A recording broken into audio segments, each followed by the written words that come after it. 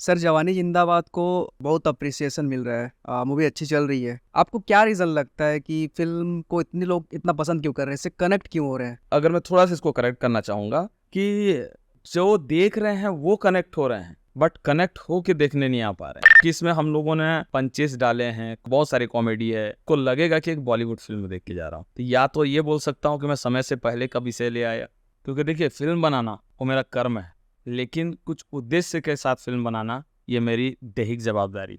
Chhattisgarhi film industry की बातें होती है इतनी ज़्यादा, इसकी ग्रोथ को आप कैसे मापते हो? मैं ये बोलूँगा कि जैसे मोहित साहू जी या सतीश जैन जी, इन लोगों का आभार मानना चाहिए इंडस्ट्री को कि इनकी फिल्में मल्टीप्लेक्सेस तक पहुंचाई दर्शक को। ये अगर मैं बताऊं, छत्तीसगढ़ में मैं अपने आप को सौभाग्यशाली मानता हूं कि पुष्पेंद्र सिंह, संजय महानंद, पूरन कीरी, रजनीश झांझी, ये एक्टर ऐसे हैं अभी हम लोगों के समय में, और हम उस समय में काम कर रहे हैं, तो हम सौभाग्यशाली हैं। एक एक्टर है सर वैदेही मूवी में जो एवरग्रीन विशाल, हाँ। आई डोंट नो, पता नहीं क्यों, बट उनसे काफ़ी ज़्यादा मैं थोड़ा इम्प्रेस शुरू से उनको देख रहा हूँ। एज पर्सन आपको कैसे लगे वो जब पहली बार आप मिले उनसे? किसी दिन विशाल आपसे मिले तो उससे पूछिएगा, विशाल से मेरा झगड़ा हो गया था। ओ, उस लड़के में इतनी एनर्जी है जिसको आप कंट्रोल नहीं कर पाएंगे। लड़का भी बहुत प्यारा है, बहुत अच्छा एक्टर है और डाउन टू अर्थ। आप लॉन्ग टर्म तक कितना चलते हो ये मायने रखता है, क्योंकि पैसे भी कमाना है सर। अगर छत्तीसगढ़ इंडस्ट्री में है तो मैं तो हर एक व्यक्ति को बोलूंगा कि आप कुछ ना कुछ साथ में करते रहें, क्योंकि अभी इतना इनकम यहाँ नहीं है। अगर हम आगे थोड़ा देखें तो किस तरह के कंटेंट चलेंगे या फिर कैसे प्लानिंग करना चाहिए इंडस्ट्री को? यहाँ पे एक रूढ़िवादी जो बोलते हैं, एक वो बन रखा है कि यार टाइटल छत्तीसगढ़ी में क्यों नहीं है। अगर आपको सरल भाषा में समझाना है तो आपको मिक्स करना पड़ेगा। एक फिल्म का इफेक्ट है सोसाइटी पर पड़ता है, कितना सच है ये? फिल्म का असर कम पड़ता है, सोसाइटी का असर पड़ता है फिल्म पे, ये उल्टा है। और बड़ी दुख की बात है कि हर निर्माता राइटर तो बन जाता है, लेकिन हर राइटर निर्माता नहीं बन पाता, क्योंकि उसके पास उतना पैसे नहीं आते। इतने क्रिएटिव हो सर आप। स्कूल कॉलेज में कैसे थे आप? राइटर था तो कई सारे दोस्तों के लिए लव लेटर लिखा करता था वाह। कि भाई मेरे लिए लिख दे, मेरे लिए लिख दे, मेरे लिए लिख दे, और वही लिखे करते थे हम ओके। लोग, तो लिख लिख के देते थे। नमस्ते दोस्तों, स्वागत है आपका तोसराबाद पॉडकास्ट के इस वेरी वेरी स्पेशल एपिसोड में, क्योंकि आज के जो हमारे गेस्ट हैं वो एक film director writer mister Gangasagar Panda ji हैं, जिनकी रिसेंटली न्यू रिलीज मूवी जवानी जिंदाबाद पूरे छत्तीसगढ़ के थिएटर्स में धमाल मचा रही है। बहुत ही शानदार स्टोरी है। मैंने भी इस फिल्म को देखा। आपको इस फिल्म में कॉमेडी, ड्रामा और एक्शन के साथ बहुत ही ज़्यादा तगड़ा इमोशन देखने वाला है। और मोस्ट इम्पॉर्टेंट चीज़ ये है कि ऐसी फिल्म हमारी सोसाइटी के लिए बहुत ज़्यादा ज़रूरी है। फिल्म बहुत ही शानदार है, बहुत ही अच्छी स्टोरी लाइन क्रिएट किया है सर ने। सो बने रहिए इस पॉडकास्ट में, काफ़ी अच्छा कन्वर्सेशन रहा है सर के साथ। चलिए शुरू करते हैं इस पॉडकास्ट को। स्वागत है सर आपका तोसरावत पॉडकास्ट में। नमस्कार। सबसे पहले कॉन्ग्रेचुलेसन्स आपकी नई फिल्म जवानी जिंदाबाद के लिए। थैंक यू, थैंक यू, और thank you so much sir कि इस तरह के फिल्म लाने के लिए। Thank you. बिकॉज जितनी ज़्यादा कॉमेडी और ड्रामा इस फिल्म में, उतना ज़्यादा इमोशनल भी करने वाला फिल्म है। आई फील कि ये फिल्म सोसाइटी के लिए बहुत ज़्यादा ज़रूरी फिल्म थी, जो कॉन्सेप्ट है। सो स्टार्ट करते हैं सर इस पॉडकास्ट को। एक रॉ कन्वर्सेशन करते हैं आपसे। तो बताइए सर, इस फिल्म के बारे में बात करते हैं। इसका कॉन्सेप्ट आपने कैसे सोचा? एक्चुअल क्या है, इस फिल्म में ना जब मैंने वैदेही कंप्लीट करी, जब रिलीज़ हो गई, उसके बाद माइंड पे चल रहा था कि क्या करें।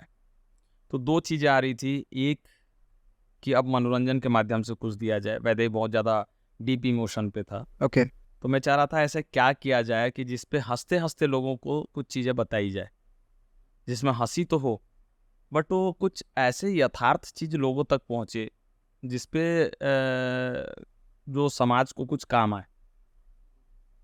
क्योंकि देखिए फिल्म बनाना वो मेरा कर्म है, लेकिन कुछ उद्देश्य के साथ फिल्म बनाना ये मेरी दैहिक जवाबदारी। मुझे वही चाहिए था कि ऐसा कौन सा संदेश लाऊं कि इस फिल्म में मैं पोएट्री कर सकूं, समाज को क्या दे सकूं मैं समाज के लिए। तब ऐसी चर्चा चल रही थी हमारी टीम के साथ, तब हम देख रहे थे कि बातें चल रही थी कि हमारे एक मित्र हैं जिन्होंने ये कहा कि सर मुझे कुछ पैसे की ज़रूरत होगी, भाई पढ़ रहा है। कुछ दिनों बाद में एक इंसिडेंस, और मेरे एक मित्र हैं अशोक चौधरी जी, उनके मुंह से मैंने एक बात सुना कि कल सैलरी आने वाली है और बेटी रायपुर पढ़ती है तो उसको भेजना है। तो मुझे बार बार ये चीज़ें हिट कर रही थी कि हर किसी को इस बात की चिंता है कि किसी को पैसे भेजने हैं, बच्चे को पढ़ाने हैं, लेकिन क्या बच्चे उस पैसे का यथार्थ यूज़ कर रहे हैं वहाँ पे? ये जो सब्जेक्ट है ना, वो मुझे कहीं ना कहीं 1.5-2 महीने से वो कौंध रहा था, मस्तिष्क पे चल रहा था, मानस पटल पे इधर उधर हो रहा था। बस उसको लेके मैंने लिखना शुरू किया और वो चीज़ें आती गई, फिर एक स्क्रिप्ट प्ले बनते गया और चीज़ें फिर आज आपके सामने में। आपकी पहली फिल्म थी वैदेही, जी। और जिसको आप जिस तरीके से आपने पोर्ट्रे किया, और इस फिल्म के कॉन्सेप्ट को लेके भी आपने इसकी स्टोरी लाइन को जिस तरीके से पोर्ट्रे किया है, ये बहुत ही शानदार थी। धन्यवाद। कल हमारी पूरी टीम के साथ हम मूवी देखने गए थे, और it's an amazing experience sir, thank you. Because जो एक इमेजिनेशन, एक परसेप्शन रहता है छत्तीसगढ़ी फिल्म को लेके कि कुछ देहाती वर्ड यूज़ नहीं कर सकते, बिकॉज ये जस्टिफाई नहीं करता इस चीज़ को, हाँ, बिकॉज हाँ। ये भी एक फिल्म इंडस्ट्री है, इतने सालों से चल रही है। तो जब हमने मूवी देखा और इंटरवल से पहले इतने ज़्यादा कॉमेडी और जो डायलॉग्स भी थे इसके कुछ नए तरीके से जो कनेक्ट कर पाती है यंगस्टर्स को, स्पेशली जो इसके लीड एक्टर्स हैं, आकाश हो गए, लक्षित, ज्योत्सना एंड सुमन, ये बहुत अच्छा काम किया इस फिल्म में। उनकी एक्टिंग को मानना पड़ेगा, बिकॉज नए एक्टर्स हैं ये लोग, है ना। बट जो इंटरवल के बाद का जो सीन था सर, जो संजय महाराज जी जिस तरीके से उन्होंने वो जिया है अपने रोल को, उसके बाद इतने हंसने के बाद हम रो पड़े सर, इमोशनली हो जाता बहुत था। ज़्यादा, मतलब पूरी टीम की आंखों में आंसू आ गया था हमारे। हाँ, वो एक कविता थी। बहुत ही अच्छी कविता थी, मतलब इतना ज़्यादा वो दिल को छू गई सर। मैं इसलिए नहीं बोल रहा हूँ कि सर बैठे हैं तो फिल्म का प्रमोशन कर रहे हैं, या फिर मैं छत्तीसगढ़ का हूँ इसलिए नहीं बोल रहा हूँ, ये बहुत ही दिल से बोल रहा हूँ मैं इस चीज़ को, Thank you, बिकॉज हम क्या करते हैं कि किसी भी फिल्म का, किसी भी छत्तीसगढ़ी फिल्म का ट्रेलर या सॉन्ग देख के हम उसको जज नहीं कर सकते। हमको सही। उस मूवी को जाके देखना चाहिए थिएटर्स में, ताकि हमको समझ आए कि किस कॉन्टेक्स्ट से बना रहे हैं, किस लेवल पे मेहनत हो रही है। बिल्कुल, ये मैं बोलूँगा हर एक फिल्म के लिए। किसी फिल्म को आप सही हो या गलत हो, आप पहले एक बार देखें। देखने के बाद आप बाकायदा उसके साइट पे या उससे जुड़े व्यक्ति के पास कमेंट करें या मैसेज करें, या आपके वो संपर्क में है तो आप कॉल करें, उसके सही गलत को बताएं, यहाँ सही है यहाँ गलत है। दोनों परिस्थितियों में क्या करेंगे हम लोग, अपने आप को बेहतर करने की कोशिश करेंगे, चाहे वो तारीफ हो चाहे वो आलोचना हो। दोनों चीज़ों पे अपने आप को बेहतर करेंगे हम लोग। लेकिन एटलीस्ट आप देखें तो सही। आप बिना देखे अगर आप जज कर लेंगे तो चीज़ें पता कैसे चलेगी कि अच्छी चीज़ें भी आई हैं। आज मर्डर के बारे में पूछिए, हर आदमी को पता है मर्डर फिल्म के बारे में, बट किसी को सारांश के बारे में पता है? आजकल के नए युवाओं को अगर बोले हैं कि सारांश आप देखो कि एक बाप अपने बेटे की अर्थी और लाश राख, एक लोटा राख अपने बच्चे के लिए कैसे वो लड़ता है, वो आज के युवा पीढ़ी को देखेगा नहीं। बनाया एक ही व्यक्ति ने है, महेश भट्ट जी। तो आप जब तक देखेंगे नई चीज़ों को तब तक समझ में नहीं आएगा कि कौन सा चीज़ सही है कौन सा चीज़ गलत है। आप एक बार देखें और देखने के बाद जज करें। तो सर छत्तीसगढ़ी फिल्म इंडस्ट्री की बातें होती है इतनी ज़्यादा, पिछले 5 या 10 साल से इसकी ग्रोथ को आप कैसे मापते हो? देखिए, ग्रोथ भी है और कुछ चीज़ों पे डिसअपॉइंट भी हूँ। ग्रोथ ऐसा है कि ग्रोथ जैसे पहले भी जिस बार मैं आपसे मेरी पहली मुलाकात हुई थी तो शायद मेरी ये बात हुई थी इस बात पे। ग्रोथ मैं ये बोलूँगा कि जैसे मोहित साहू जी या सतीश जैन जी, इन लोगों का आभार मानना चाहिए इंडस्ट्री को कि इनकी फिल्में मल्टीप्लेक्सेस तक पहुंचाई दर्शक को। इन्होंने अपनी फिल्मों को उस मुकाम तक लेके गए कि दर्शक आज मल्टीप्लेक्स तक जा रहा है, तो ये कहीं ना कहीं उपलब्धि है। और डिसअपॉइंट इस चीज़ का हूँ कि जो नए आ रहे हैं थोड़ा सा उनको एक्टिंग क्लास ज्वाइन करके या थिएटर ज्वाइन करके या डांसिंग क्लास ज्वाइन करके अगर आएँ तो ज़्यादा बेहतर है।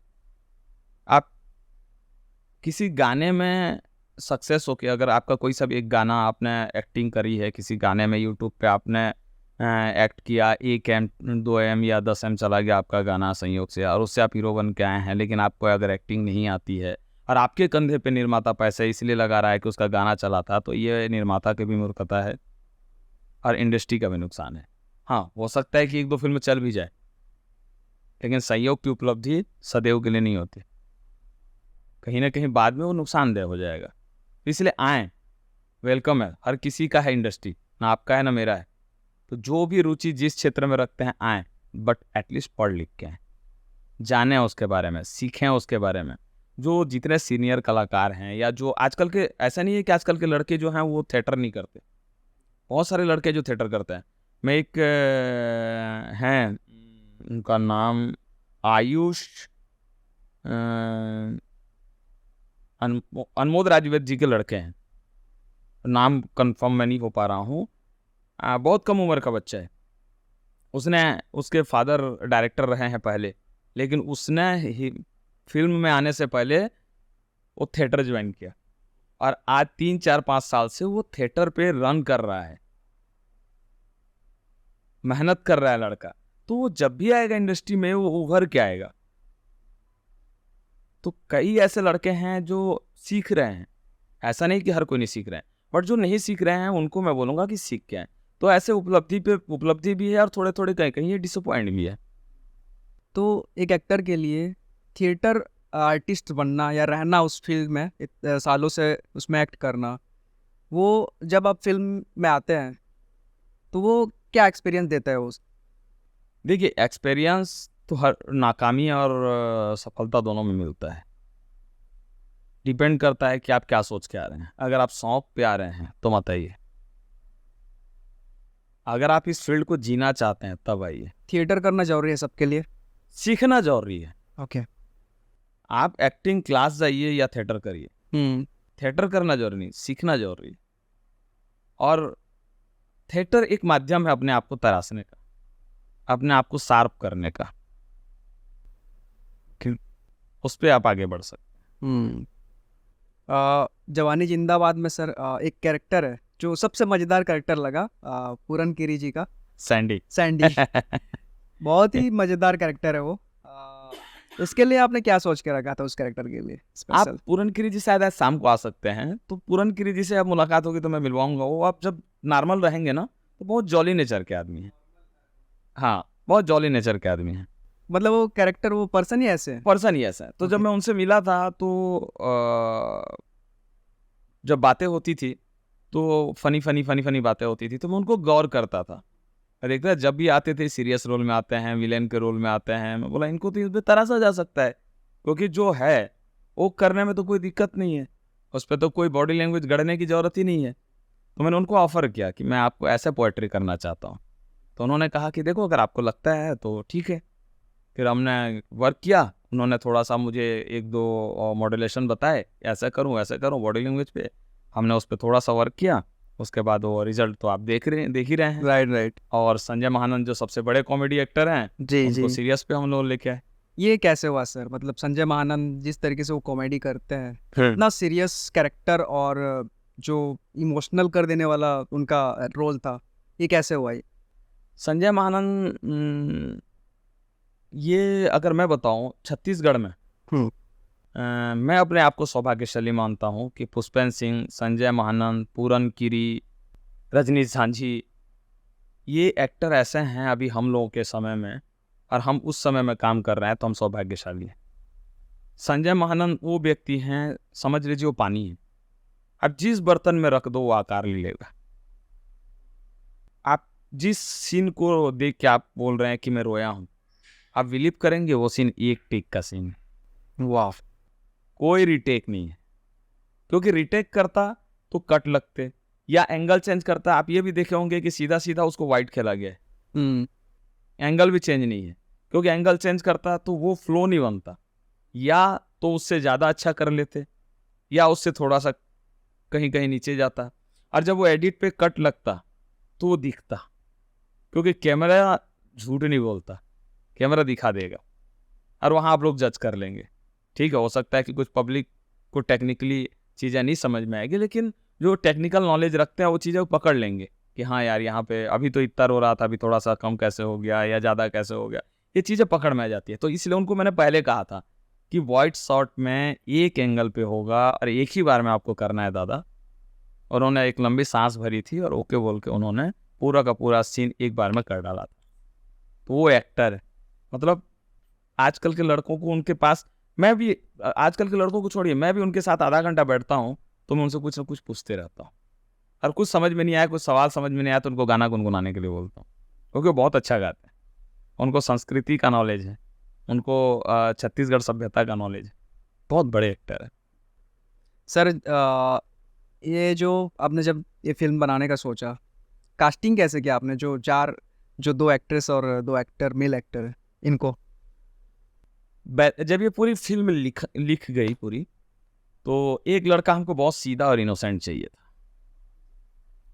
तो शुरू से ही उसके लिए आकाश ही तय था, क्योंकि उस लड़के को मैंने नवा बिहान में देखा था, तेहो कुंवारी में हो कुंवारा देखा था और बहुत सारी उनकी फिल्में देखा था। तो मैंने वो जो एक ग्राफ था बहुत, क्योंकि वो लड़का बहुत ज़्यादा बॉडी या सिक्स पैक या डिल्ड और ऐसा है नहीं, जो नॉर्मल होता है ना, कि उस लड़के को देख के हीरो वाली फील ना आए, ऐसा लगे कि मेरा पड़ोस का लड़का मेरा भाई है।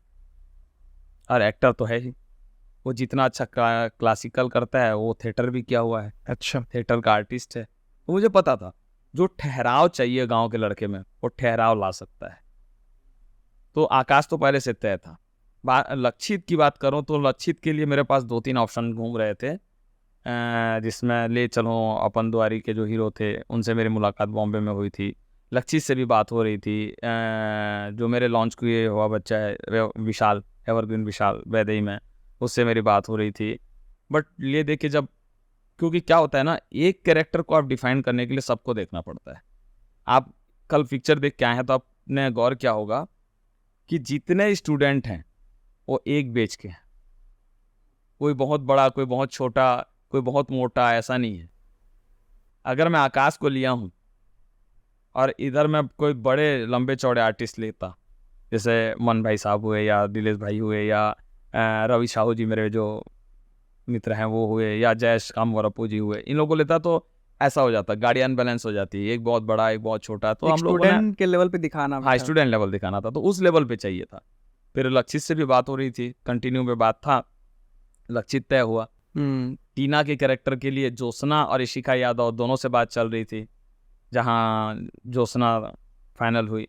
और सुमन के लिए हम ऐसा एक्ट्रेस चाहिए था जो देखने में थोड़ा रिच लगे, थोड़ी सी एटीट्यूड में लगे, थोड़ी क्लास एबव लगे, तो उसकी तलाशदारी थी। तो मैंने एक गाना देखा सुमन का, लेकिन मैंने कहा ना कि गाना देख के एक्टिंग जज नहीं कर सकते, तो इसलिए मैंने उनका ऑडिशन मांगा। फिर ऑडिशन आया, फिर तय हुआ, तो ये ग्राफ बनते गए। वो उड़ीसा के एक्ट्रेस है? हाँ, उड़ीसा की एक्ट्रेस ओके। है, उड़ीसा की एक्ट्रेस।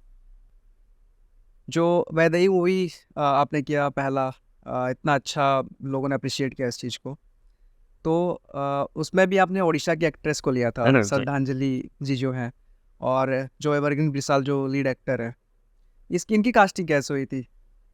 श्रद्धा को भी मैं नहीं जानता था, श्रद्धा का भी ऑडिशन ही आया था। जब हम लोग वैदेही कर रहे थे तब विक्रम जी, पुष्पेन जी, पुरनकिरी जी उसमें भी थे। तो बहुत सारे आर्टिस्ट थे जो सबको मैंने बोल के रखा था कि मुझे एक ऐसा आर्टिस्ट चाहिए जो थोड़ा सा डीप वर्क कर सके, क्योंकि वो फिल्म हीरो बेस नहीं था, वो महिला सशक्तिकरण पे था, तो हीरोइन के कंधे पे पूरी जवाबदारी थी, तो एक मजबूत कैरेक्टर चाहिए था। तो विक्रम जी के थ्रू मुझे नंबर मिला श्रद्धा का, और श्रद्धा से मेरी बात हुई और उनकी फिल्म मैंने देखी थी 1-2 उड़िया फिल्म, और फिर वो मुझे बहुत अच्छी लगी। फिर यहाँ आए तो यहाँ भी एक आधा ऑडिशन दिए, बहुत अच्छा वर्क किया। जब पहला शॉट हो दी तो सब कोई हतप्रभ थे, वो बहुत अच्छे से उसको निभा के चली गई। एक एक्टर है सर वैदेही मूवी में जो एवरग्रीन विशाल, हाँ। आई डोंट नो, पता नहीं क्यों, बट उनसे काफ़ी ज़्यादा मैं थोड़ा इम्प्रेस हूँ, शुरू से उनको देख रहा हूँ। एज पर्सन आपको कैसे लगे वो, जब पहली बार आप मिले उनसे? पहले बार मिला तो किसी दिन विशाल आपसे मिले तो उससे पूछिएगा, विशाल से मेरा झगड़ा हो गया था। ओह। पहले मीटिंग में ही मैंने उसको रिजेक्ट कर दिया था।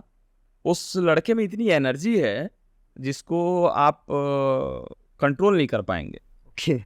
बाद में मुझे समझ में आया कि इस लड़का जो है एनर्जी से भरा हुआ है, लड़का बुरा नहीं है। और जेन्युइन वो इतना बड़ा आर्टिस्ट है, इतना बड़ा आर्टिस्ट है कि आप उसको बस एक दिशा देना पड़ता है, उसको सिखाना नहीं पड़ता। लड़का भी बहुत प्यारा है, बहुत अच्छा एक्टर है और डाउन टू अर्थ है। बहुत इम्प्रेसिव उनका पर्सनालिटी है। ऐसा लगा कि छत्तीसगढ़ी बहुत सारे एक्टर्स हैं, बट उनको देख के कुछ अलग फील होता है, मतलब कुछ तो लेवल के हैं ऐसा है। हाँ, एक उसका स्टारडम है, एक हीरो लुक है, एक हीरोइज्म है। सर जवानी जिंदाबाद को बहुत अप्रिसिएशन मिल रहा है, मूवी अच्छी चल रही है। आपको क्या रीज़न लगता है कि फिल्म को इतने लोग इतना पसंद क्यों कर रहे हैं, इससे कनेक्ट क्यों हो रहे हैं? अगर मैं थोड़ा सा इसको करेक्ट करना चाहूँगा कि जो देख रहे हैं वो कनेक्ट हो रहे हैं, बट कनेक्ट हो के देखने नहीं आ पा रहे हैं। ओके। पोस्टर देख के या गाने देख के या ट्रेलर देख के थोड़ा सा जहाँ चल रहा है बहुत अच्छा चल रहा है, जहाँ नहीं चल रहा है नहीं चल रहा है। उसका रीज़न ये है क्योंकि मैं झूठी बातें कर नहीं सकता। रीज़न ये है कि जैसा आपने कहा ना कि जो गांव का परिवेश है उस पे आधारित फिल्म नहीं है, ये अर्बन है और यूथ के लिए है, जी। युवाओं के लिए है, युवाओं के समस्याओं के लिए है। इसमें आप गौर करिएगा, हमने 3 समस्याओं को लेके आए हैं। एक माता पिता और पुत्र का जो बॉन्डिंग है, एक जो फाइनेंशियल पिता और पुत्र के बीच का जो एजुकेशन को लेके जो समस्याएं होती हैं वो है, और तीसरा एक सटायर है समाज को या सरकार को कि शिक्षा के प्रति क्या होनी चाहिए। इन चीज़ों को हम लेके आए हैं, तो वो चीज़ें शायद हो सकता है कि मनोरंजन बेस पे उनको कनेक्ट ना कर पा रही। देख के जो निकल रहे हैं वो तो कनेक्ट हो रहे हैं कि यार हाँ बढ़िया चीज़ बात करी गई है, बट अगर कोई ये सोच के आएगा कि मैं सिर्फ मनोरंजन करने आ रहा हूँ या मैं निकलूँ तो मस्ती के साथ ही निकलूँ, जबकि इसमें हम लोगों ने पंचेस डाले हैं, कॉमेडियाँ है, बहुत सारी कॉमेडी है, आपको हंसने और गुदगुदाने का मौका मिलेगा। लेकिन अगर कोई ये सोचेगा कि सिर्फ और सिर्फ मैं फुहड़ करके जाऊंगा तो वो इस फिल्म में नहीं है। या कोई ये सोचेगा कि सिर्फ गांव का मैं वो अपने छत्तीसगढ़ लैंग्वेज में क्या बोलते हैं खटिया छानी परवा ट्रैक्टर ही देख के जाऊंगा तो वो नहीं बोलेगा। उसको लगेगा कि एक बॉलीवुड फिल्म देख के जा रहा हूँ। तो या तो ये बोल सकता हूँ कि मैं समय से पहले कभी से ले आया,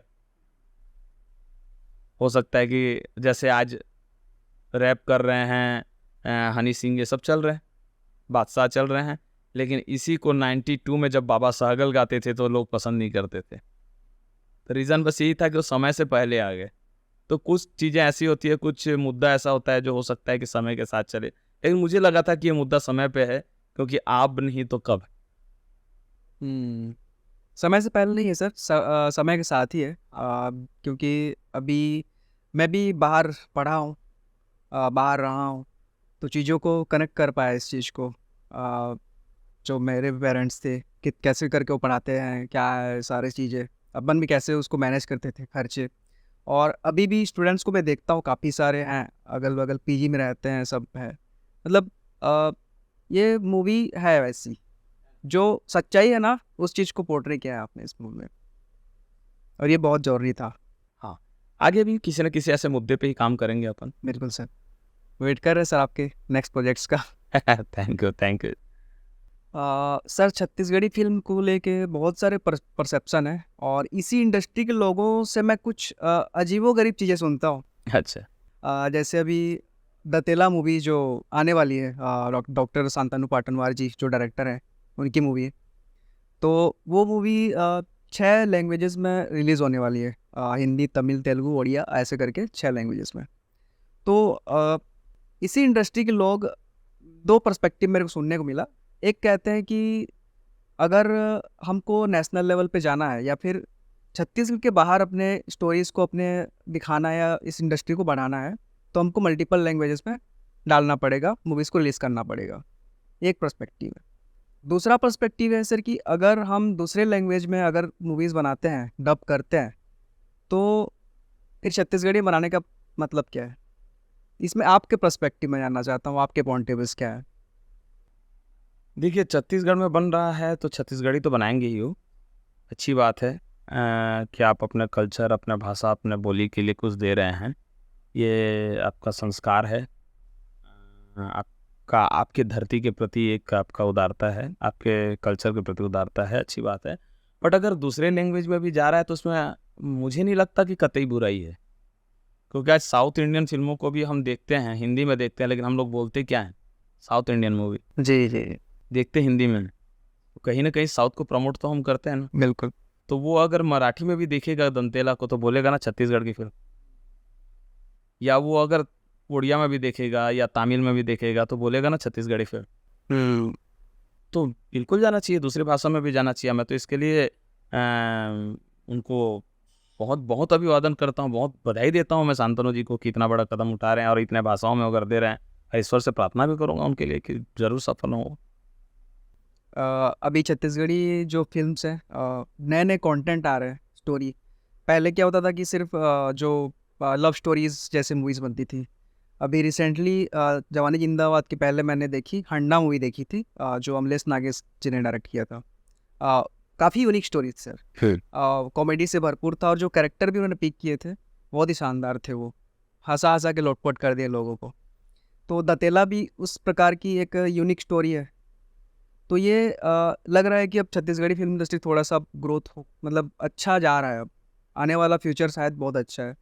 तो उसमें आपके पॉइंट ऑफ व्यू और मैं जानना चाहूँगा कि आपको क्या लगता है सर, मतलब क्या होने वाला है आगे छत्तीसगढ़ नहीं, फिल्म? जैसे मैंने आपको बताया ना कि जैसे छैया भुइयाँ आया, हंडा आया, ये लोगों ने एक ग्राफ तैयार किया जहाँ पे अब आंकड़ों पे बात होती है, पिक्चर कितना कमाया, मल्टीप्लेक्स तक पहुँचाया। जी। तो ये बहुत बड़ा योगदान है मोहित साहू जी और सतीश जैन लोगों का। और ये ग्रोथ है, इंडस्ट्री का ग्रोथ है। लेकिन इतने में सीमित पे ग्रोथ होगा नहीं, फैलेगा नहीं। ये व्यक्तिगत ग्रोथ पे आगे चल के रुक जाएगा।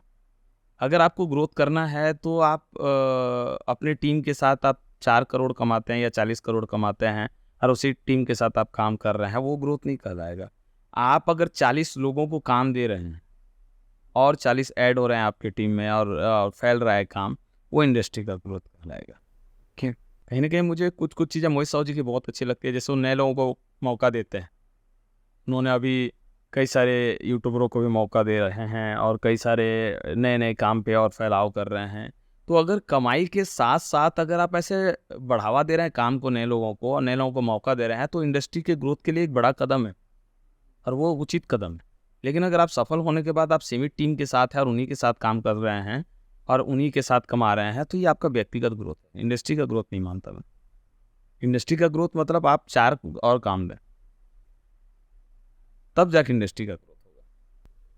तो जो एक्टर्स हैं सर, एक चीज़ होता है करियर। तो लोगों को ये मिसकंसेप्शन भी है, या फिर आई डोंट नो ये क्या है कि आप लॉन्ग टर्म तक कितना चलते हो ये मायने रखता है, क्योंकि पैसे भी कमाना है सर, उसके बिना तो कुछ हो ही नहीं सकता। तो इस इंडस्ट्री में आके लोग आगे भी जा सकते हैं कोई और इंडस्ट्री में, बॉलीवुड टॉलीवुड में?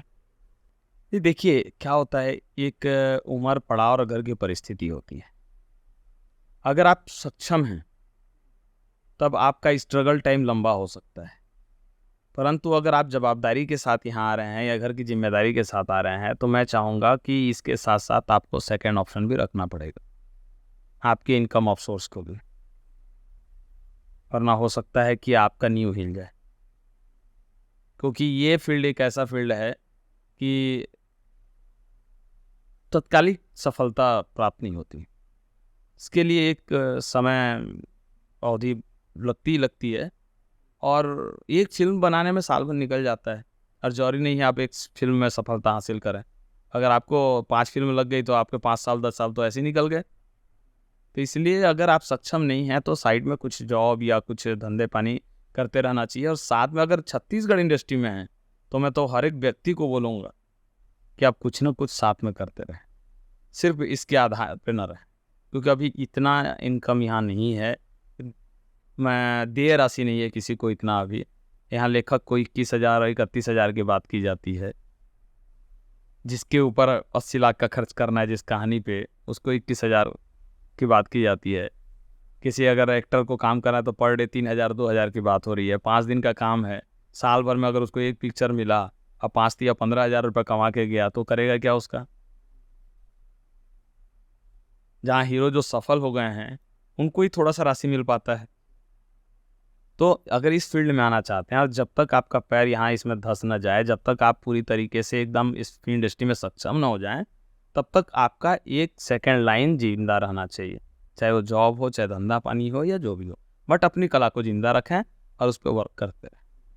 ये बहुत ही इम्पोर्टेंट बात था सर, बहुत ज़रूरी था जरूरी सर। हर डिकेड में फिल्म्स का जो स्टोरी लाइन है वो बदलते रहता है, ऑडियंस बदलते रहती है, मतलब नए जनरेशन्स के लोग आते हैं। और आपने जवानी जिंदाबाद जो बनाई है ये यंगस्टर्स के लिए इस जमाने के है।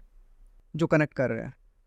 तो अगर हम आगे थोड़ा देखें, जैसे चीज़ें चल रही है, सोशल मीडिया का ज़माना है, तो किस तरह के कंटेंट चलेंगे या फिर कैसे प्लानिंग करना चाहिए इंडस्ट्री को? या फिर उससे पहले सर आप ये बताइए कि ऑडियंस का माइंडसेट क्या है, अभी क्या देखना चाहती है? देखिए, दो चीज़ें होती हैं। एक होता है आप माहौल के हिसाब से फिल्में बना रहे हैं, या एक होता है कि आपने अलग से एक सब्जेक्ट चुना है, और एक होता है कि आप कुछ बड़ा और वाव देना चाहते हैं। तो जो वाव देना चाहते हैं ना, वो दर्शक एक भी नहीं आता। बड़ी कड़वी बात बोल रहा हूँ, क्योंकि वो आपके लिए वाव हो सकता है, दर्शकों को पचता नहीं है। दर्शक बहुत प्योर माइंड से आता है, तरल दिल से, कि 2.5 घंटा एंटरटेनमेंट करके जाऊंगा और घर और समस्या को भूल के आऊंगा। लेकिन आप उसको वाव फैक्टर में लाने के चक्कर में अगर उसके माइंड को और स्ट्रेस देना शुरू करेंगे ना, वो 15 मिनट में निकल जाएगा थिएटर से।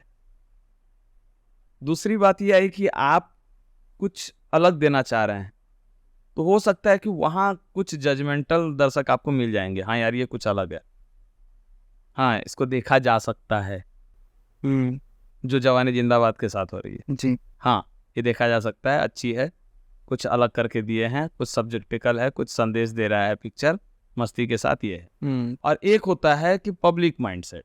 पब्लिक माइंडसेट अभी क्या चल रहा है, मींस जो आपके इंस्टा पे चलते हैं जी, तो आप पड़ोसी हंसी और पड़ोसी ये सब सारे एंटरटेनमेंट से जितना, तो वो अभी पब्लिक उसको उठा लेगी। राइट।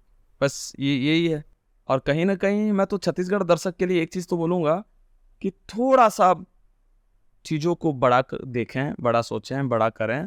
क्योंकि ठीक है, हमारे पास हमारी संस्कृति है, हमारी छत्तीसगढ़ी बोली है, हमारा प्यार है, अभिमान है वो चीज़, लेकिन हमारे पास इंफ्रास्ट्रक्चर भी है, हमारे पास बड़े बड़े कॉलेजेस हैं, हमारे पास बड़े बड़े फैक्ट्रियाँ हैं, हमारे पास बड़े बड़े टेक्नोलॉजी आ गई हैं छत्तीसगढ़ में। हमारे पास धोती पहनने वाला बाप है तो जीन्स पहनने वाला भी तो बाप है। जी। पाँव पर अथवा बाबू से लेके प्रणाम पापा तक सफ़र है, तो क्या वो छत्तीसगढ़ी नहीं है? हमारे पास नवाखाई के कल्चर हैं तो हरियाली की भी सभ्यता है। तो सारी चीज़ों को अगर हम लेके चलेंगे तो इंडस्ट्री का रूप जो है ना, कई रंगों से भर के वो सप्तरंगी हो जाएगी, तब वो देखने का मजा अलग होगा।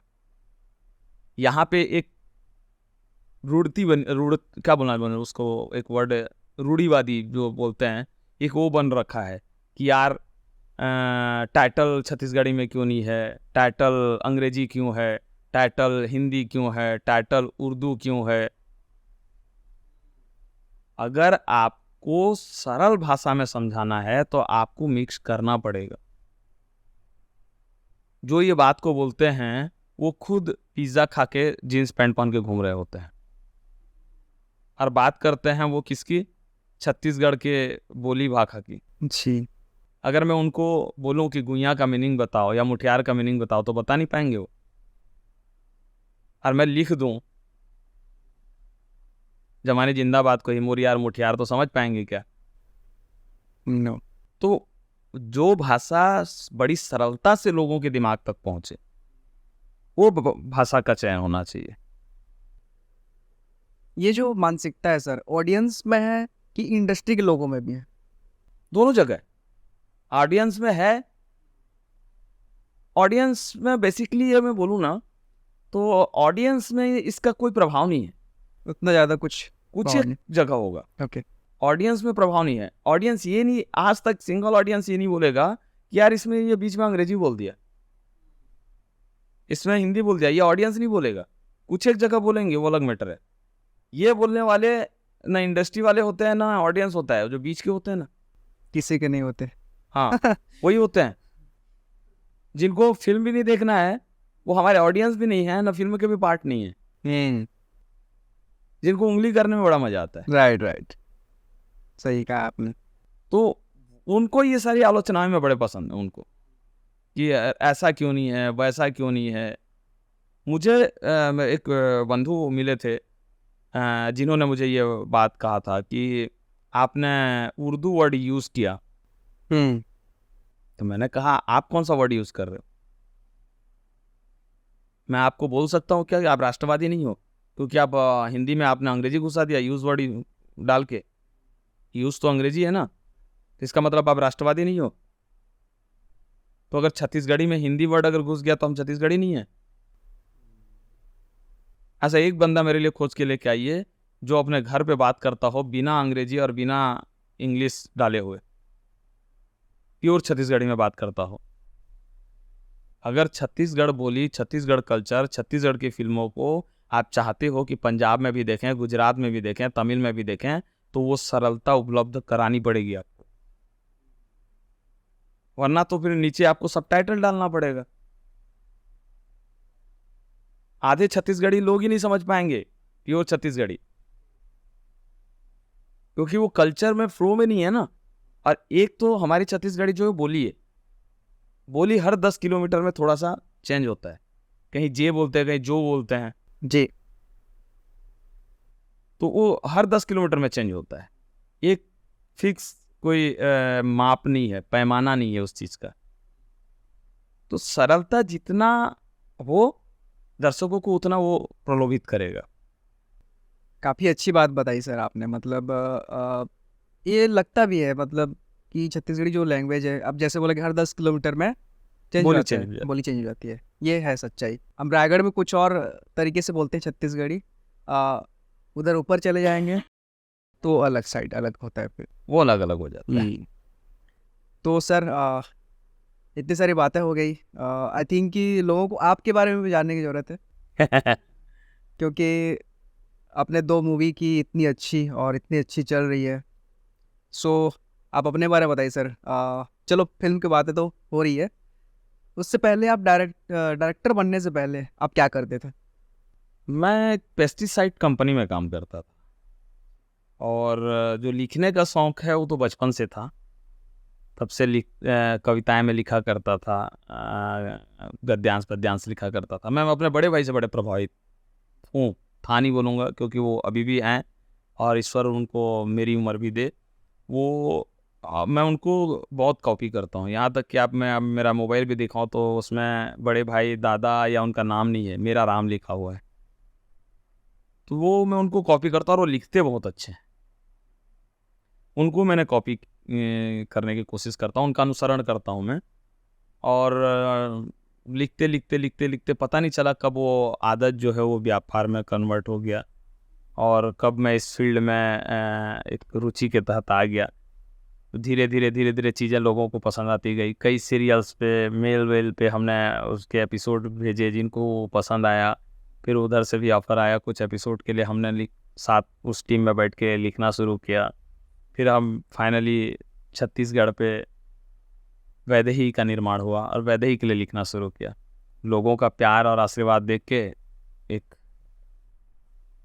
ताकत मिला, इससे लगा कि चलो और आगे बढ़ा जाए। और आज जैसे आप जवानी जिंदाबाद देख के आए हैं और जो आप बोल रहे हैं, तो लग रहा है कि फिर कुछ किया जा सकता है। आप मुंबई में थे सर? हाँ, कुछ मुंबई में। समय था जहाँ कुछ वर्क किए हैं अपन, और कहीं ना कहीं वहाँ का भी अनुभव है। जी। तो ऐसा आपने सोचा नहीं कि मैं बॉलीवुड के लिए लिखूं? वहाँ पे स्ट्रगल बहुत है। वहाँ स्ट्रगल है, कंपटीशन? हाँ, दोनों बोला जा सकता है। ओके। कंपटीशन भी है, वहाँ का जीवन शैली ही अलग है। वहाँ समझ लीजिए आपको आईपीएस एग्ज़ाम पास कर रहे हैं, वहाँ पे वो वाली कठिनाई पड़ जाती है जब आपको जॉब की ज़रूरत हो, या वहाँ पे आप जब काम मांगने जाते हैं, क्योंकि यहाँ आप काम मांगने जा रहे हैं तो 1 बाय 1 किसी न किसी प्रोड्यूसर से आपकी मुलाकात हो सकती है। वहाँ गेट मुंह पे बंद किया जाता है जब आपका परिचय नहीं है। वहाँ यहाँ कम से कम स्ट्रगलर को सुना जाता है कि अच्छा चलो सुनाओ क्या स्टोरी है। वहाँ उतनी भी नौबत नहीं आती। वहाँ पे आपका किसी न किसी थ्रू संपर्क होना बहुत ज़रूरी है। अगर आप किसी के सहारे नहीं जा रहे हैं तो वहाँ बहुत मुश्किल हो जाता है। ऐसा नहीं काम नहीं बनता है, बट बहुत टाइम लगता है, बहुत स्ट्रगल है, बहुत कंपटीशन है, लोग बहुत हैं वहाँ लिखने के लिए, और ख़ास करके राइटरों की तो बहुत ज़्यादा स्ट्रगल है। मतलब सिर्फ एक्टर्स की ही नहीं, मतलब राइटर्स लोगों का भी वहाँ बहुत ज़्यादा हाँ, वहाँ राइटरों का स्ट्रगल है, और छत्तीसगढ़ में राइटरों की ज़रूरत नहीं है। ये कैसे सर? मतलब छत्तीसगढ़ में राइटरों की जरूरत नहीं है, इसका मतलब क्या है? क्योंकि यहाँ हर निर्माता राइटर है। ओके। यहाँ पैसे निकालने से पहले वो कहानी निकाल लेता है अपने जेब से कि मेरे पास ये कहानी है और इस पे फिल्म बनानी है। भले उस कहानी का सेंस हो ना हो, उसको पता हो ना हो। यहाँ या तो हर डायरेक्टर राइटर है, या तो फिर हर निर्माता राइटर है, तो यहाँ रिक्वायर्ड ही नहीं है। इसलिए आपको डायलॉग्स में आपको नयापन नहीं मिलेगा। नयापन तो छोड़िए, कोई यथार्थ वाली बात नहीं मिलती कि जो सामाजिक चीज़ों को टच करे, या फिर हाँ इर्द गिर्द वाला मामला हो। जैसे आप कल अगर जवानी जिंदाबाद देख के आए हैं तो आपको देखा होगा कि हर एक लाइन जो है वो आपके इर्द गिर्द घूमती हुई चीज़ों को टच करे। जी, कहीं से भी ऐसा नहीं लगा मैं कनेक्ट नहीं हुआ हूँ। जैसे एक लाइन है टीना का, ज्योत्सना ताम्रकार का, कि गरीबी में करीबी कहाँ होते। जी, तो सही बात है, अगर आपके पास अगर धन नहीं है, अर्थ नहीं है, तो आपके पास आपके दोस्त भी पराये हो जाते हैं। बहुत ही मतलब टचेबल लाइन था वो। हाँ, तो वो जो चीज़ें हैं ना वो आपके आसपास, जैसे सैंडी का लाइन था कि माया ज़्यादा नहीं होना चाहिए, सच्चा होना चाहिए। मैं आपको 24 घंटा भाई भाई बोलता रहूँगा, वो सही नहीं है, लेकिन जब आपकी मुसीबत पड़े और मैं दिल से आपके पास खड़ा हूँ, वो सही है। तो जो चीज़ें हैं ना वो यथार्थ के आसपास हों, तो वो चीज़ें होती नहीं है, क्योंकि कल्पना जोन पे गए, उनको अच्छा लगा और पैसे लेके आ गए कि भैया मेरी ये कहानी है, इसको बनाओ, मैं प्रोड्यूस करता हूँ। तो यहाँ राइटर की ज़रूरत नहीं पड़ती। यहाँ उनको ये तक टाइमलाइन तक नहीं पता रहता है कि कितने टाइमलाइन पे कितने का सीन बनता है, कितने डायलॉग्स पे क्या आएगा, तो वो नॉलेज नहीं है। लेकिन फिर भी अच्छे से ओके ठीक है, चलती का नाम गाड़ी। सर, जवानी जिंदाबाद की सबसे स्पेशल चीज़ मैं कहना चाहूँगा यहाँ पे कि लोगों को शायद नहीं पता है, या फिर लोग पहचान नहीं पा रहे हैं, उसमें आपने भी एक्ट किया है। हाँ। एक सीन है जहाँ पे आपने लक्षित को कुछ ज्ञान दे रहे। हाँ। तो उस डायलॉग को थोड़ा सा आप बताइए सर, एक कॉन्टेक्स्ट मिल जाएगा, और ताकि मूवी लोग इसके बाद मूवी भी देखने जाए। वो सरप्राइज एलिमेंट था सर कि आप भी उस मूवी में हैं। तो एक बार सर छोटा सा ना जो सीन था उसको रिक्रिएट करिए।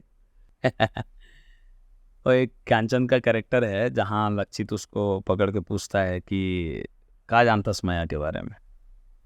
तब उसका लाइन था कि बाबू सबो मान जाए लेके कानूनी माना तक के सफला माया बोलते हैं, बाबू खाना खाए ले लेके मोर दिमाग मत खाता के सफला माया बोलते हैं, बाबू मीठा खाए के मन करे थे ले लेके खट्टा खाए के मन करे तक के सफला माया बोलते हैं, बाबू रिचार्ज करा दे ले लेके आईफोन दिला दे तक के सफला माया बोलते हैं, माया के सॉफ्टवेयर में टाइम पास के प्रोसेस डाल के मायारो नामक ग्राहक ला बेवकूफ़ बनाए के विधिला माया बोलते हैं, एक बार नहीं नहाने वाला अगर दिन में 25 बार नहाते तो समझ लो माया हो गया, मैसेज नहीं आना भी एक मैसेज होते अगर बावजूद भी बार बार मैसेज देखा थे तो समझ लो कि माया हो गए है। लेकिन ये भूतिया वाला कौन समझाए भाई, ये माया माया न है भाई, माया जा ले। ये काफ़ी इंटरेस्टिंग और मज़ेदार था। उस बीच में सीन में सर बीच बीच में आपका कैमियो आता है, मतलब बीच बीच में आपका डायलॉग्स आते हैं, आप जी, जी, एंट्री जी। करते हैं। वो डायलॉग में पंच था, वो पंच रहता था। हाँ। आप लक्षित को कुछ पंच दे के चल जाते थे। चले जाते। तो जब ये डायलॉग आता है ना सर, जब आपको देखे, तब टीम को मैं बोल रहा हूँ, अरे ये तो हमारे डायरेक्टर सर है। उसमें पूरनगिरी जी की ये बदमाशी है, उन्होंने जबरदस्ती लुक को बिगाड़ा, वो दाढ़ी वाड़ी मेरा बढ़वा के कटवा के, वो खुद सैलून ले गए थे मुझे, ऐसे रखना है, अच्छा। यहाँ पे दाढ़ी ला के बीच में कट करके इधर और रखना, तो उनकी ये बदमाशी है। बड़े भाई हैं हमारे, और उन्होंने ये मेरा गेटअप बनवाया, वो जो राजपाल यादव टाइप का जो गेटअप है जी। ये उनका क्रिएशन है। और शायद इसलिए ऊट पटांग जो ओलिया है इसकी वजह से वो बाहर पहचान नहीं पा रहे हैं लोग। और होता है डायरेक्टर बोल के आते हैं, डायरेक्टर बोल के हाथ मिला रहा है, फोटो खिंचा रहे हैं, लेकिन वो ज्ञानचंद कैरेक्टर को वो पहचान नहीं पाते। कई तो मुझे ही आके पूछे आपका ज्ञानचंद नहीं आया क्या, तो हमने मुस्कुरा के टाला, कईयों को बताया भी, रायगढ़ में पूछे, तो होता है कहीं कहीं ऐसा होता है। तो सर पूरी मूवी रायगढ़ पे शूट ही है, कहीं चैलेंजेस आए यहाँ पे शूट करने के लिए, या फिर आपको ऐसा ही क्यों लगा यहीं शूट करना चाहिए, बाहर भी आप कर सकते थे शूट अच्छे लोकेशन पे? मतलब ऐसा नहीं बोल रहा हूँ कि ये लोकेशन अच्छा नहीं है, बट फिर भी एक देखिए थिंकिंग। कहीं ना कहीं ऐसा है कि अपना शहर प्यार तो होता है। जी।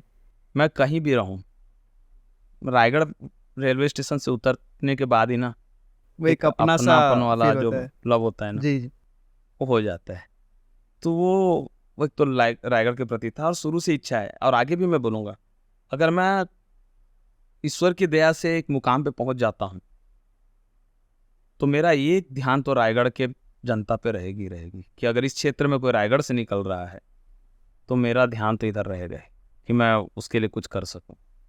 और रही बात शूट की, तो यहाँ बहुत आसानी से कॉलेज मिले, बिना किसी 2 4 5 प्रपंच के बड़ी आसानी से अनुमति मिल गई। सरकारी विभागों का बहुत ज़्यादा सपोर्ट रहा, आपके पुलिस विभाग का बहुत सपोर्ट रहा, प्लस रायगढ़ में बहुत कम शूट होता है, तो एक डायरेक्शन के हिसाब से भी बोलूँ तो लोकेशन नए दिखने चाहिए। वही कॉलेज वही वो क्यों दिखे, तो कुछ अलग और नया करने के चक्कर में हम लोगों ने उसको रायगढ़ लेके आए। और इसीलिए जो स्टूडेंट्स हैं, जो यंगस्टर्स हैं, काफ़ी ज़्यादा कनेक्ट हो रहे हैं। हाँ, काफ़ी कनेक्ट हो रहे हैं। जो कॉलेज सीन है सर, वो पॉलिटेक्निक कॉलेज रायगढ़ का सीन है, तो और कहाँ शूट किया है आपने, लोकेशन वाइज अगर बता सकते हैं? रायगढ़ के आउटर में है, लोइंग गांव है, वहाँ शूट हुआ था। आपके मोहापाली बनोरा से आगे जंगल एरिया में एक मैदान जैसा जगह था, वहाँ पे कर्मा गीत शूट हुआ था।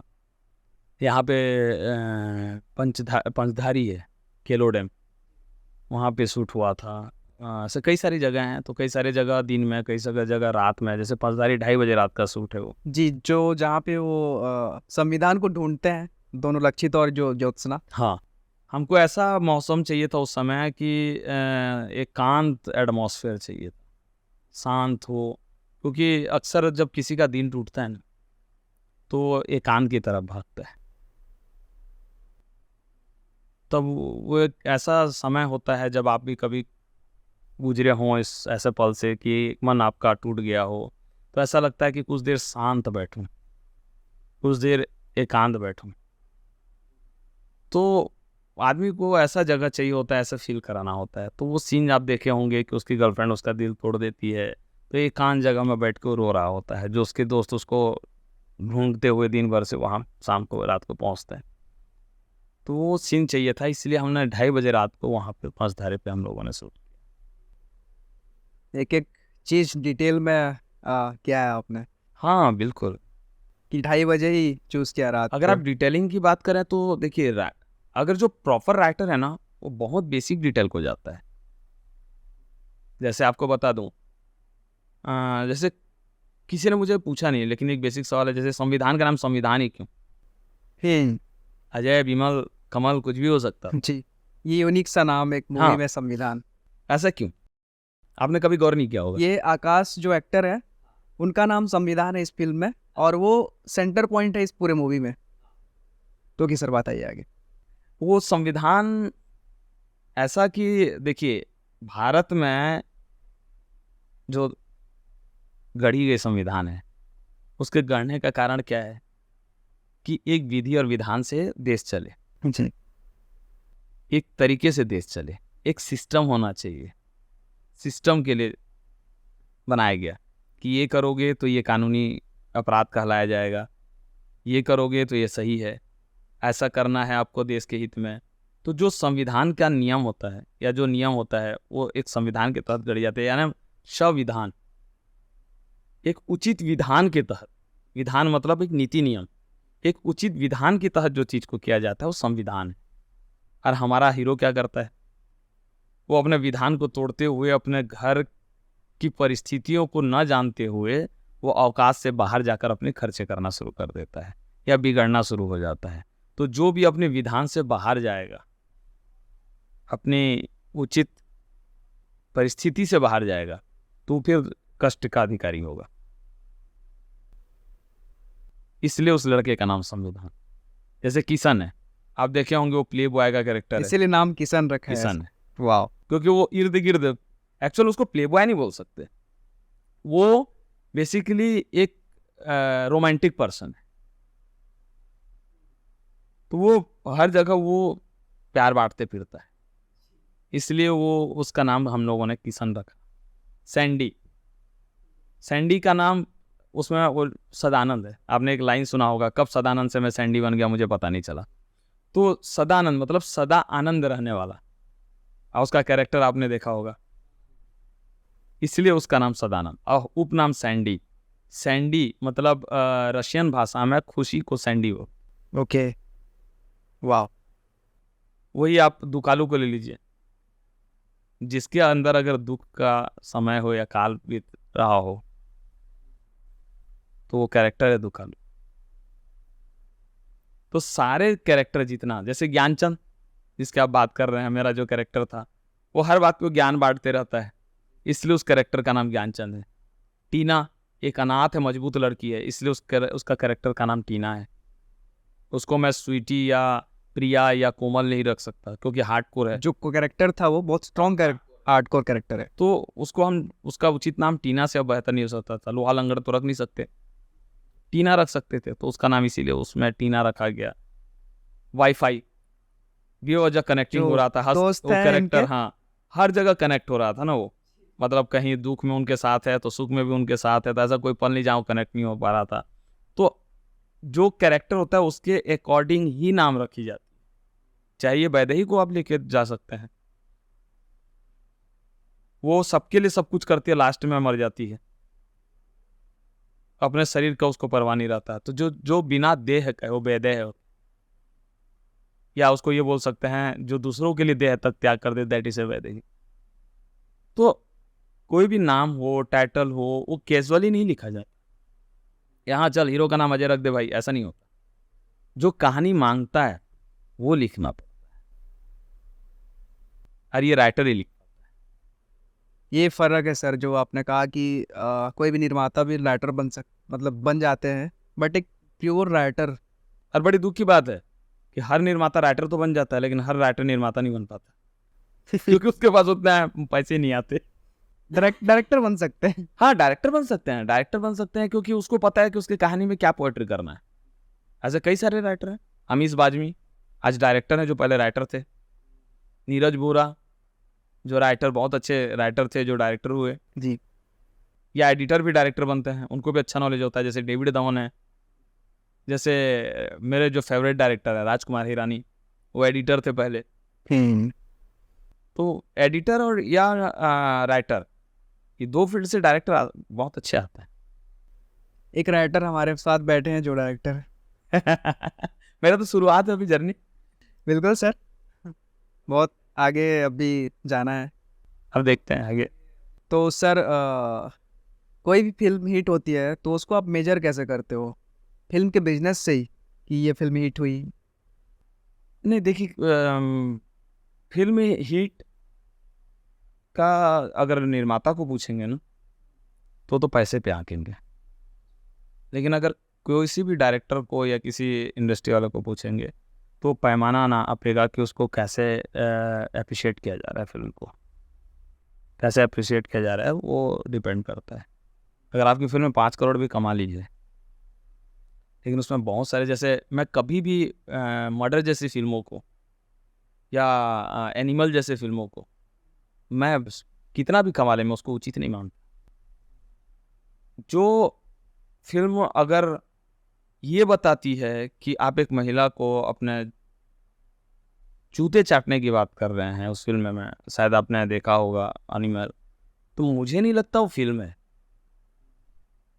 कभी ऐसी फिल्म जो आपको डिस्टर्ब कर दे, वो फिल्म नहीं कहलाती, चाहे वो कितना भी कमाए, डजंट मैटर।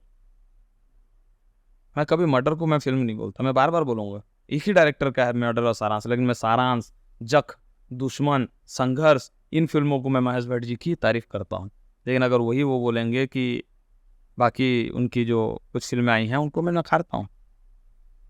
एक फिल्म का या फिर कोई फिल्म इंडस्ट्री का जो इफेक्ट है सोसाइटी पर पड़ता है, कितना सच है ये? फिल्म का असर कम पड़ता है, सोसाइटी का असर पड़ता है फिल्म पे, ये उल्टा है। ओके। जैसे एनिमल मूवी के बारे में काफ़ी सारी बातें हुई। कहीं ना कहीं वो लिखने वाले ने देखा होगा, ओके, उल्टा है। उल्टा है। हम बोलते हैं, आप एक बात बताइए, आप अगर किसी चीज को देखना ही खरीदना ही पसंद नहीं करेंगे तो कब तक बेचेगा वो आदमी? और जो चीजें आप देखना चाह रहे हैं वो आदमी वही परोसेगा। निर्माता एक राशन दुकान वाले की तरह है, भले उसको मारी गोल्ड पसंद है, लेकिन आप पार्ले जी खरीद रहे हो तो पार्ले जी बेचेगा वो, आप वो देखना बंद करें। अच्छा, रही बात प्रभाव की, अगर बात कर रहे हैं तो लिखने वाला भी वही लिखता है जो अपने इर्द गिर्द देखता है। ओके। अगर समाज में कुछ चीज घटित हो रही है और उसको कोई फिल्मकार दिखा रहा है, तो जितना वो फिल्मकार, ये बात भी सही है कि फिल्मकार को भी एक होना चाहिए, इतनी समझ होना चाहिए कि किस चीज को रखें किस चीज को ना रखें।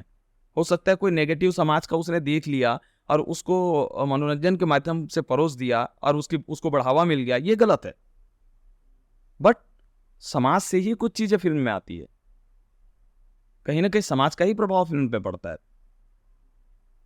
हाँ, फिल्म का प्रभाव पड़ता होगा, नो डाउट, 10% 20% उसका भी प्रभाव पड़ता होगा, लेकिन लिखने वाला भी वही लिखता है जो इर्द गिर्द दिखता है। क्या कभी आपने देखा है कि फिल्म में ऐसा लिखा हो कि एक जादू आया, हीरो ने ऐसे छड़ी घुमाया, फिर बहन अमीर से गरीब से अमीर हो गई, या ऐसा कुछ नहीं। वो जो देख रहा है ना, जो देख रहा है वो लिख रहा है कि हाँ वो गरीब औरत थी, कुछ नहीं कर पाई तो धंधे पे उतर गई, जिसमें फरोसी करने लगी। अब आप बोलेंगे यार वो उसके बहन को उसने ऐसा रोल दे दिया है, ऐसे बनाया है उसको, तो उसने समाज में देखा है, समाज में ऐसे कुरीतियां हैं तो जवाबदार भी हम हैं। और वो फिल्म पे अगर हम नहीं बताएंगे तो मुद्दा पता कैसे चलेगा? आप रामायण लिखोगे तो सीता चोरी लिखनी पड़ेगी, तब आपको महत्व पता चलेगा राम का ना। आप बोलोगे कि यार सीता चोरी क्यों तुमने दिखाया है, फिर तो पॉसिबिलिटी नहीं है, फिर वो कुकर्मी कैसे दिखाओगे रावण को? तो गलत चीज अगर फिल्मों में दिखाया जा रहा है तो कहीं ना कहीं समाज से ही दिख रहा है वो चीजें, और समाज सुधार के लिए, ना कि उसको बढ़ावा देने के लिए। आप ये कहना चाहते हो कि फिल्म जो है वो आईना है सोसाइटी का? सोसाइटी का, दोनों एक दूसरे के पूरक हैं। ओके। कुछ समझ फिल्म मेकर को भी रखनी है इस चीज की कि क्या चीज समाज का लेके दिखाना है और क्या चीज नहीं दिखाना है, दोनों चीजें पूरक है। कुछ चीजें समाज डिपेंड है फिल्म पे, कुछ फिल्म डिपेंड है समाज पे। काफ़ी सारी मूवीज ऐसी रहती हैं जहाँ पे वुमेन को एक ऑब्जेक्ट की तरह ट्रीट किया जाता है, जिसके चलते अलग इफेक्ट आते हैं सोसाइटी पे। हाँ, बहुत सारी चीजें ऐसे होती हैं। देखिए, ये मुझे ये समझ में ये नहीं आता कि ऐसा क्यों होता है, और उसका सबसे बड़ा कारण मैं आपको बताऊं। सबसे बड़ा कारण ये है कि आपको हमेशा सिखाया गया कि आप अपनी बहन की इज्जत करो, ये नहीं सिखाया गया कि दूसरे सबकी बहन की इज्जत करो। अगर किसी पड़ोस की बच्ची खेल रही है और आप क्रॉस हो रहे हो उसमें, उस जगह से गुजर रहे हो, और उसमें आपको भी अपनी बेटी दिख रही है, तो क्या अपराध होंगे? तो फिर वो कोई स्त्री, लड़की या महिला ऑब्जेक्ट नहीं नजर आएगी ना। यहाँ सबको अपनी बहन प्यारी है, अपने माँ प्यारे हैं। जो नजरिया आप अपने फैमिली के साथ रख रहे हो ना, वो नजरिया आप दूसरों के फैमिली के साथ रखे ना, चीजें फिर समानताओं से गुजरेगा। यही तो फर्क है मानव में और जानवरों में।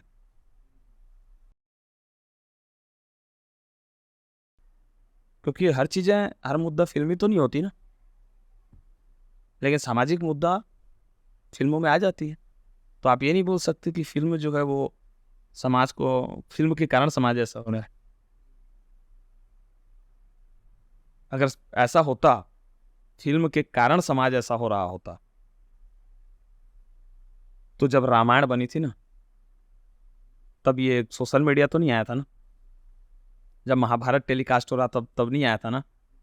तो वो पुरुषार्थ, वो पुरुषोत्तम वाले जो सारे संस्कार और सारे गुण क्यों नहीं आ रहे थे पब्लिक में? देख तो तब महाभारत और रामायण रही थी ना। अगर बुरी चीज देख के बुरा हो रहे हैं, तो सबसे शुरुआत में तो अच्छी चीजें आने लगी थी ना।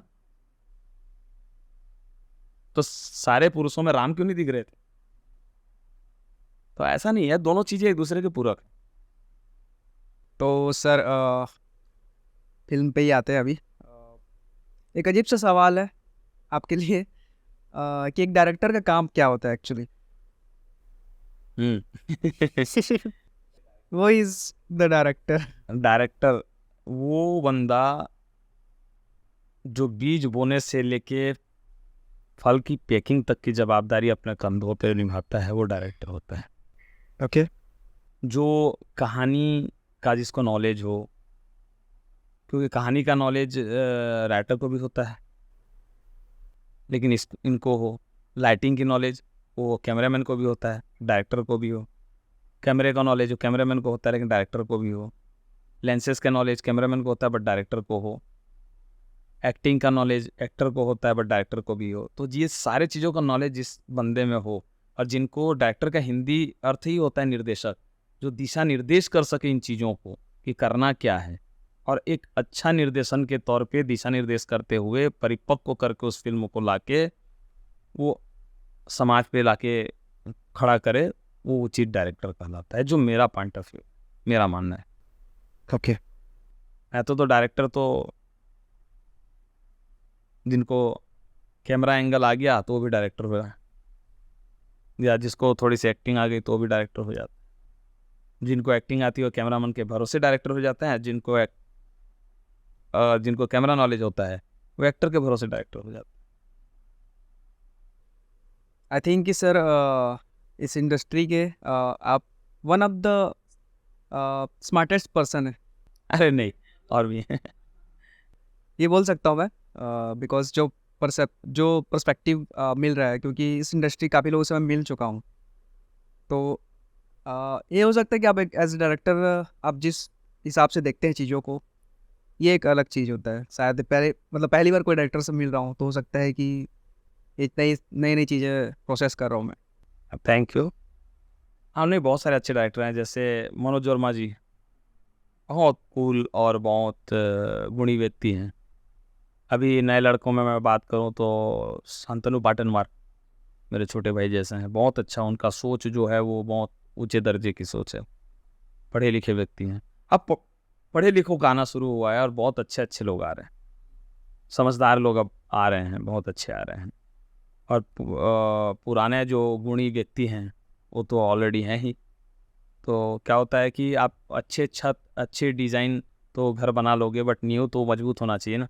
तो हमारे पास नींव तो मजबूत है, अब डिज़ाइन के लिए आ रहे हैं नए नए पढ़े लिखे, तो एक सुंदर सा मकान परिवार छत्तीसगढ़ का बनते जा रहा है। और आई होप आगे बहुत ऊंचा भविष्य है इंडस्ट्री का। वी ऑल होप सर बहुत बड़ा इंडस्ट्री बने, और हम ये भी इसका पार्ट है इस पॉडकास्ट के थ्रू। बिल्कुल बिल्कुल बिल्कुल, हाँ, जितना हो सके हम भी इसमें कुछ कंट्रीब्यूट करना चाहेंगे। डेफिनेट। और इतने क्रिएटिव हो सर आप। स्कूल कॉलेज में कैसे थे आप? बेसिकली राइटर था, तो कई सारे दोस्तों के लिए लव लेटर लिखा करता था। वाह। यही काम आता था फोकट में, और क्या। तो भाई मेरे लिए लिख दे, मेरे लिए लिख दे, मेरे लिए लिख दे, और वही लिखे करते थे हम लोग, Okay. तो लिख लिख के देते थे। बाकी तो कभी उस लाइन पे अपन गए नहीं। हाँ, क्या लिखना बोलते थे सर दोस्त लोग? लिखवाते रहते थे कभी। जैसे अभी भी जवानी जिंदाबाद का जब शूट हुआ, जी। मेरी आदत है वर्ड प्ले करने का, बैठे बैठे कुछ ना कुछ बोलते रहता हूँ, करते रहता हूँ। तो कई ऐसे एक्टर होते थे जो उस दिन स्टेटस रख देते थे जो मैं बोला उसको, या Okay. कोई लिखवा लेते थे, या कोई कुछ रख लेते थे। तो ये होते रहता है, और आज भी होते रहता है मेरे साथ। कई जगहों पे ऐसा होता रहता है कि भाई मुझे ये बोलना है, कुछ लिख के भेज दे। तो कई सारे मीटिंगों के लिए मैंने लिखा है, कई सारे भाषणों के लिए लिखा है, जैसे राजनीतिक चुनाव के लिए मैंने लिखा है। अरे वाह। तो कई जगह ऐसा हो जाता है कि भाई थोड़ा सा इस पर लिख देना यार, थोड़ा सा देख लेना, कर लेना इसको। तो लिख देते हैं, कई बार लिख देते हैं जिसके बारे में पता हो। नहीं पता होता है तो बोल देते हैं भाई इसमें नॉलेज नहीं है तो क्या लिखें। और होता है कई जगह पे ऐसा। पढ़ाई में कैसे थे सर आप? Average, back benchers? Middle. Same. हाँ, बैक बेंचर्स होता तो शायद नेता होता। ओके। ओके सर, एक आखिरी सवाल है। हमने पढ़ा था कहीं पे कि सोसाइटी के लिए आपने कुछ डोनेट किया हुआ है, उसके बारे में थोड़ा सा बताइए। अब मैं जवानी जिंदाबाद के टाइम बॉम्बे में था, तब मेरे पास फ़ोन आया था विजय शर्मा जी का, रायगढ़ के निवासी हैं।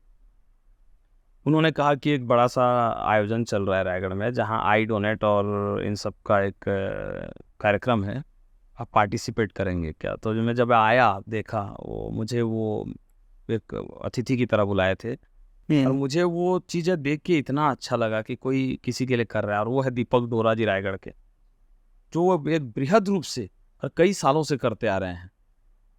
आई डोनेट, पार्ट्स डोनेट बॉडी के, ये सब वो करते आ रहे हैं, मतलब करवाते आ रहे हैं, करते आ रहे हैं। ये सब चीज़ें देख के मुझे लगा कि यार मानवता जीवित है। और उस दिन मैंने भी शपथ ली, और मैंने अपना पूरा बॉडी पार्ट्स समाज के लिए डोनेट किया, आइज से लेकर पूरे बॉडी पार्ट डोनेट। ऐसा क्या थिंकिंग आया सर, मतलब देख के, या फिर क्या सोचा आप? एक्चुअली मैं बताऊँ ना, तो वो दान या डोनेट नहीं है, वो ईश्वर ने मुझे दिया था, मेरे बाद में किसी और को दे दूंगा। तेरा तुझको अर्पण क्या लागे मेरा। ओके। बहुत अच्छा लगा सर आपसे मिलके, बातें करके। Thank you. और भी काफ़ी सारे सवाल हैं। ये तो फिल्म की बातें हो गई, कुछ थी, कुछ पर्सनल से भी चीज़ें हैं, बट उसके बारे में हम बाद में डिस्कस करेंगे। बिल्कुल। और कनेक्टेड रहिए सर। Thank you. मैं भी आपसे कनेक्टेड रहूँगा। अभी आगे बहुत सारे काम हो सकता है हम साथ में करें। Thank you. और thank you so much sir आने के लिए हमारे पॉडकास्ट में, और आपके आगे मूवीज़ के लिए भी आपको all the best. Thank you. काफ़ी सारे अच्छे मूवीज़ देखने हैं आपसे। ओके दोस्तों, ये थे हमारे साथ गंगासागर पंडा सर जी। बहुत ही अच्छा कन्वर्सेशन था मेरे लिए, बहुत अच्छा एक्सपीरियंस था। तो ऐसे ही प्यार देते रहिए और सपोर्ट करते रहिए हमारे पॉडकास्ट चैनल को। अगर अभी तक आपने सब्सक्राइब नहीं किया है चैनल को, सब्सक्राइब कर दीजिए। मैंने ये कहा था आपसे कि हम अब आगे बहुत ही आइकॉनिक गेस्ट लाने वाले हैं, और इस वादे को हम पूरा ज़रूर करेंगे। सो देखते रहिए और सपोर्ट करिए। हम मिलते हैं एक आइकॉनिक गेस्ट के साथ अगले एपिसोड में। Thank you so much.